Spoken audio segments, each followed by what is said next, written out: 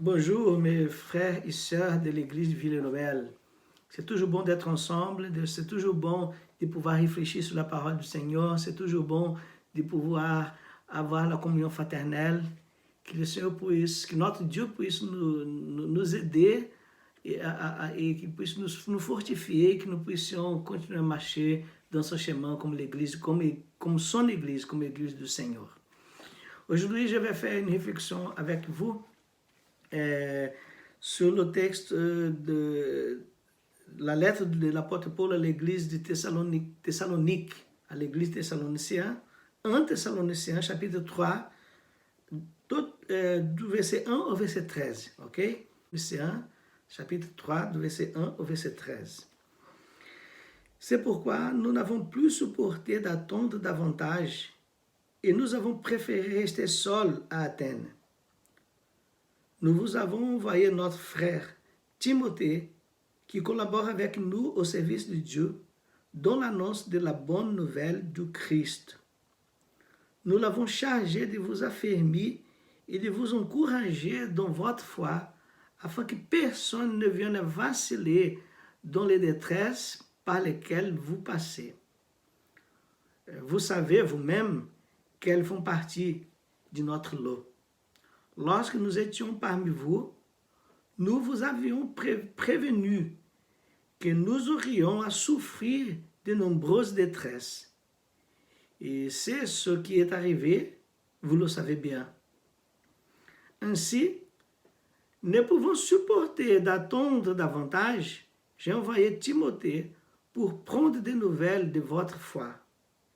Je craignais que le tentateur ne vous ait éprouvé au point de réduire à néant tout notre travail.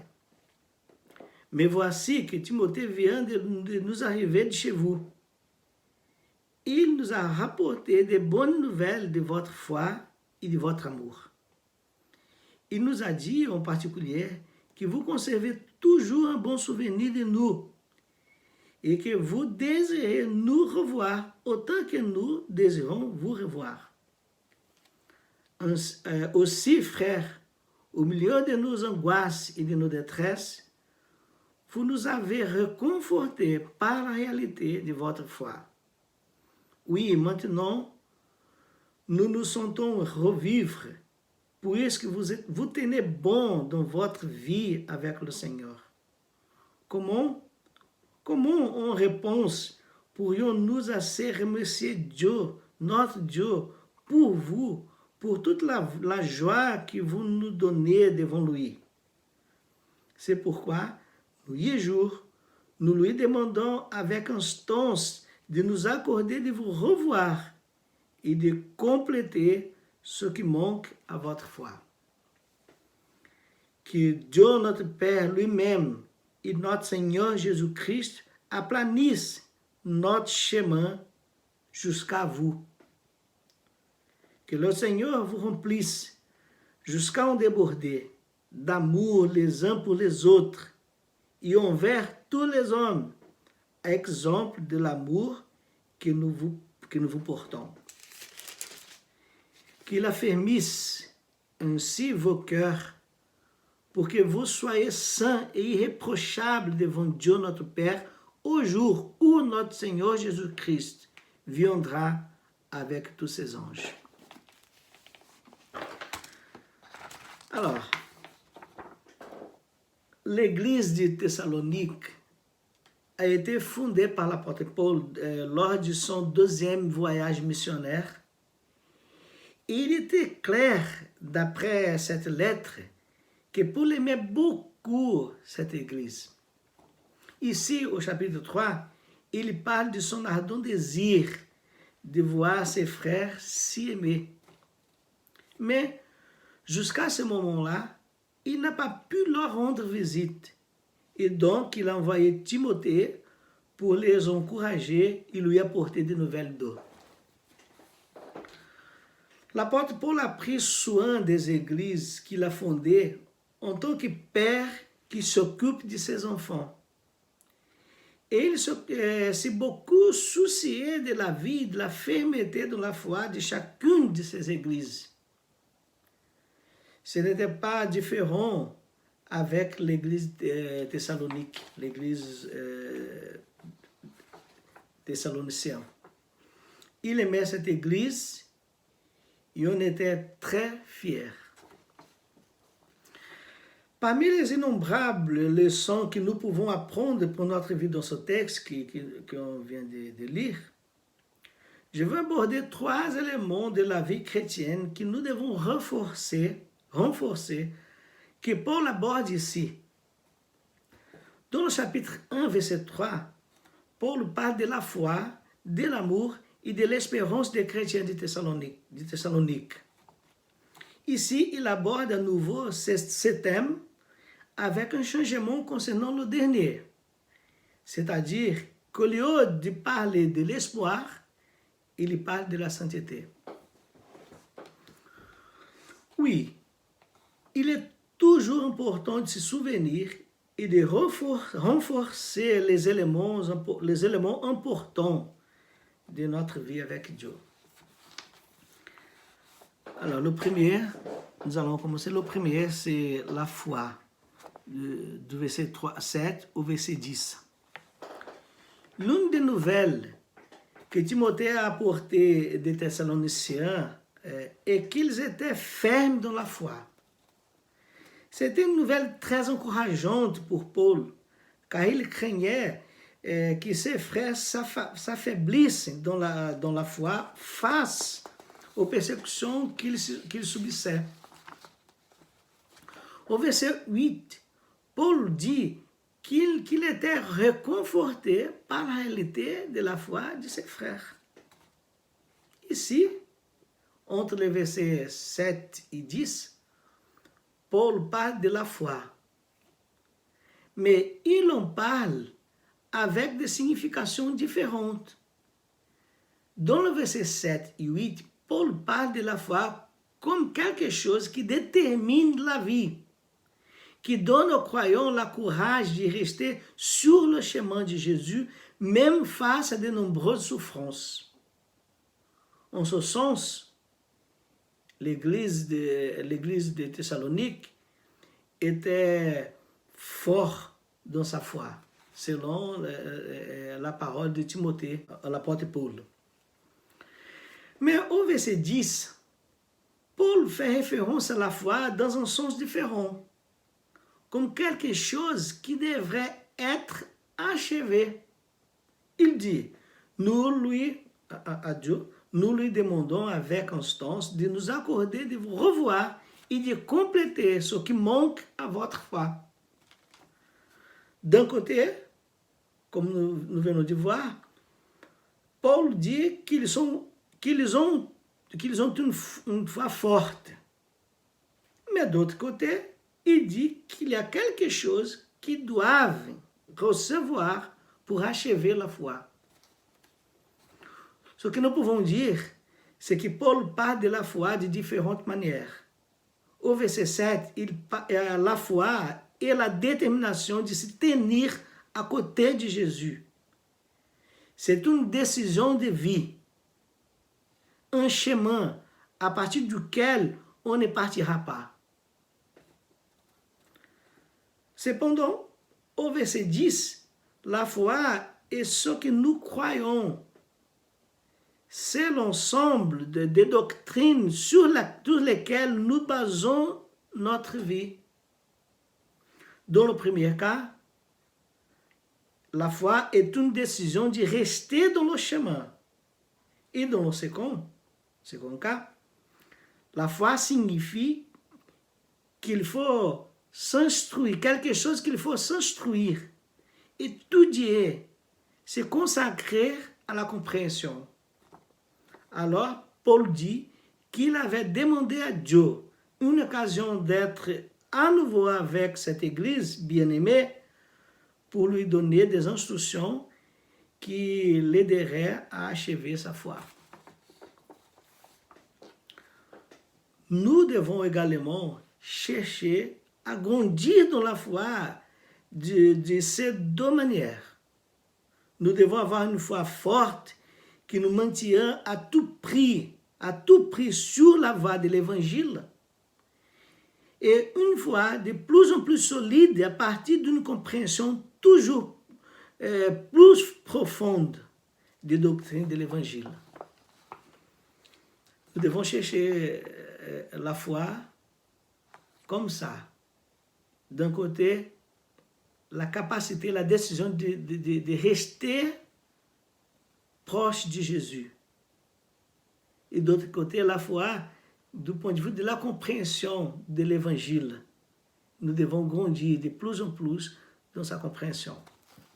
Alors, c'est la première chose que l'apôtre Paul parle concernant l'église de Thessalonique et que nous devons penser à nos vies aussi, la foi. La deuxième chose, c'est l'amour. Après avoir loué la foi des frères de Thessalonique, à partir du verset 11, l'apôtre Paul fait une sorte de prière pour ses frères. Et son premier souhait est qu'ils débordent d'amour. L'amour fraternel est un thème commun aux auteurs du Nouveau Testament. Et cela est dû au fait qu'il n'était pas possible de penser au christianisme sans penser à l'amour. Un exemple de cela est l'apôtre Jean dans sa première lettre, 1 Jean chapitre 4, verset 8, qui dit « Qui n'aime pas n'a pas connu Dieu, car Dieu est amour. » Ce n'est pas possible de penser à la vie chrétienne sans penser à l'amour.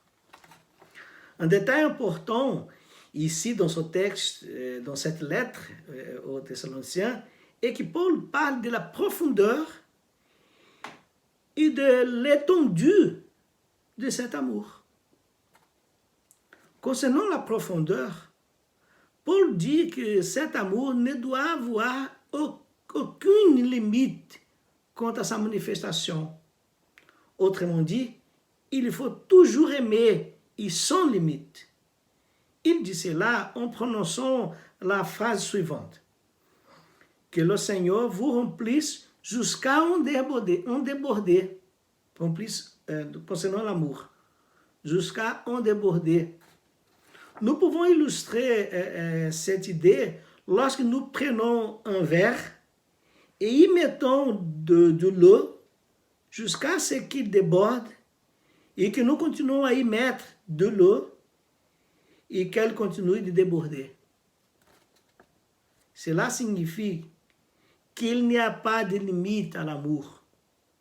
En d'autres termes, il ne suffit pas que l'Église aime, elle doit aimer sans limite.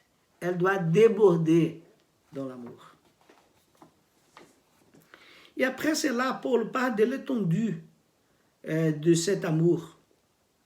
C'est-à-dire, jusqu'où cet amour doit aller.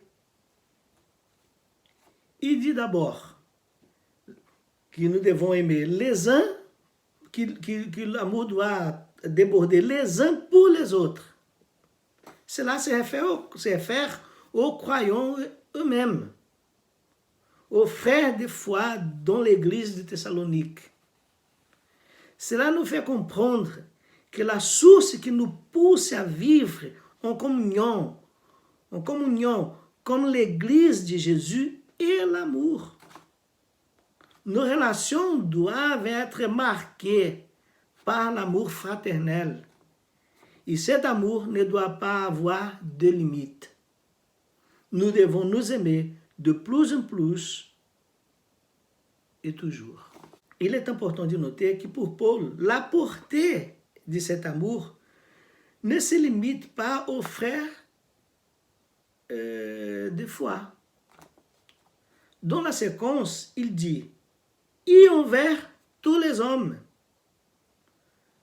Nous, Église de Jésus, devons déborder d'amour pour nos frères de foi, mais aussi pour tous les hommes, même s'ils n'ont pas la même foi que nous avons.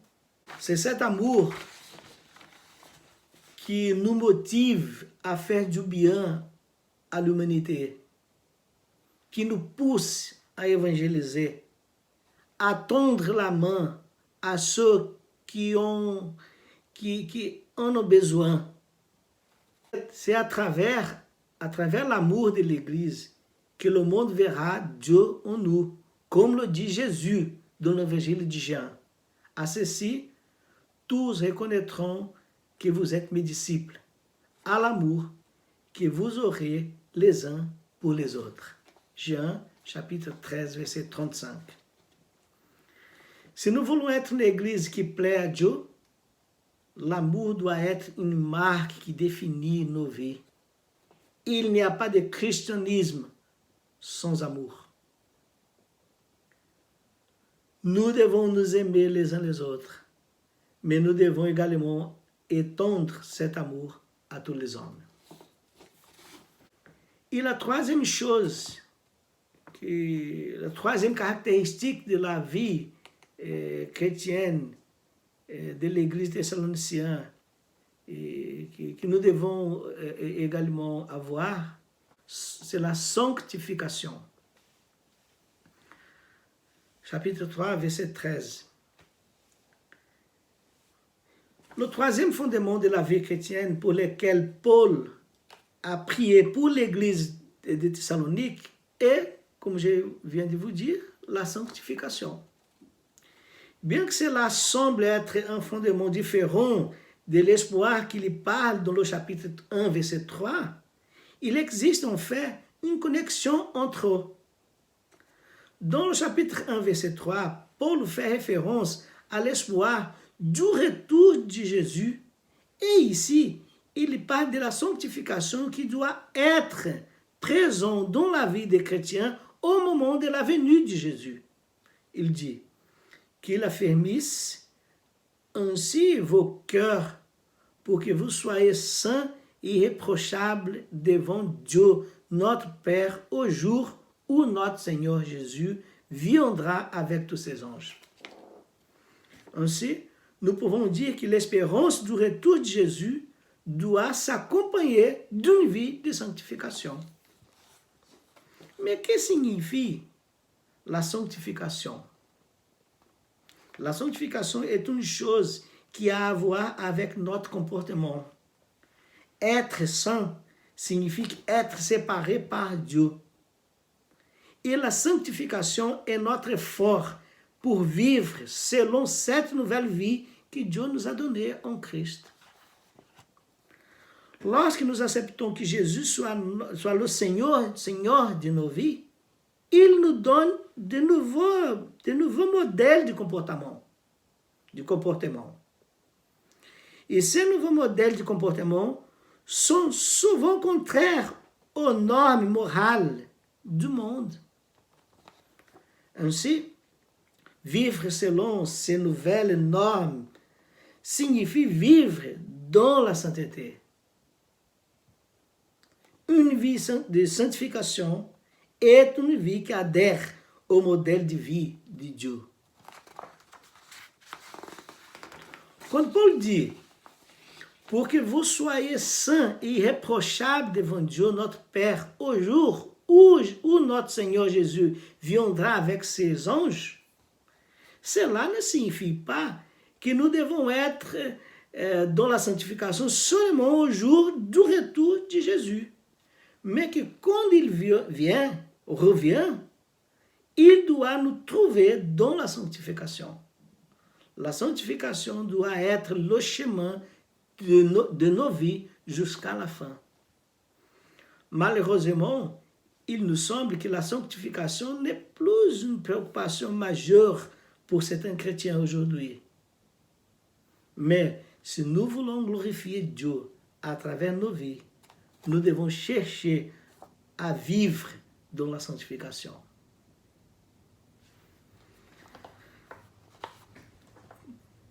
Pour la conclusion,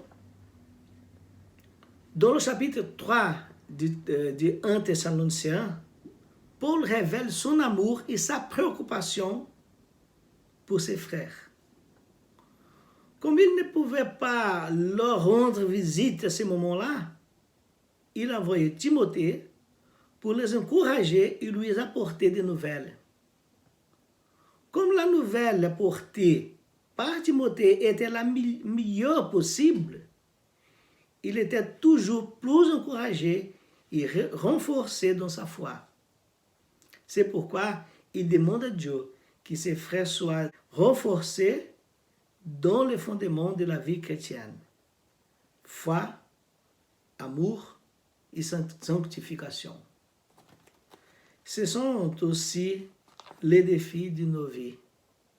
Puissions-nous grandir de plus en plus dans la foi, dans l'amour et dans la sanctification. Que Dieu puisse nous bénir tous et que nous puissions avoir de plus en plus une vie qui glorifie notre Père, notre Seigneur. Amen.